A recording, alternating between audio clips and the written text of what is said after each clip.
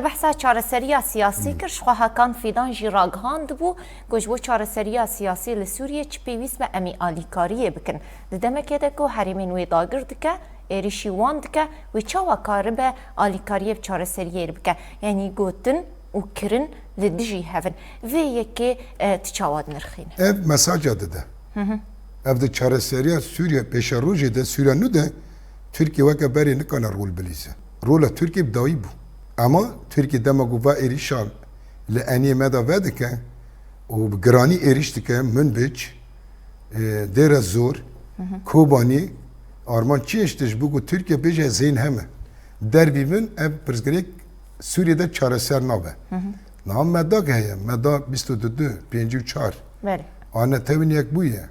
ev 13 salin ev meden ortaya ama çima nemeşî çima çareserî gurî vê meda nemeşî mane ama Muttehidî netewin yek bûye ev medde istar kiriye hemû welatê ku têkildarê rewşa Sûrî jî erê kirine Tirkiye jî erê kiriye çima nemeşî qas civîn çêbûn qas dandin standin çêbû û ev nûnerên netewin yek bû netewin yek bû yek diçû yek dihat negawrindin ji Exder İbrahîmê de bigire Hetebî Dirson dî mistora gelek însan jî hebûn yanî û çareser ne çima destê Tirkiye tê de bû Tirkiye destwardanek li ser vê meddê çêkir Sûriye di nava xwe de alî bû her diçûne Cenêfê kî hebû digot nûnerê Şamê ne û nûnerê opozisyonê terefê din ki netewin yek bû Tirkiye jî di nav de ye ama çima nûnerê me tune bû ma nûnerê me jî ala negede ne em xelkê vî welatî ne lember vê rejimên nebana tenê êş diye me êş diye çima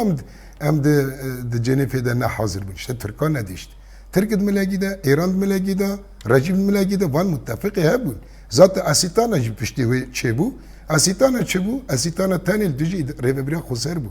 her civînekî Asîtana herêmê me dihatine bombebaran kirin û ev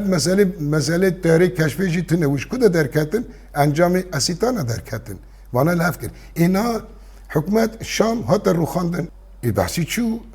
rojekî nû Sûriye hilat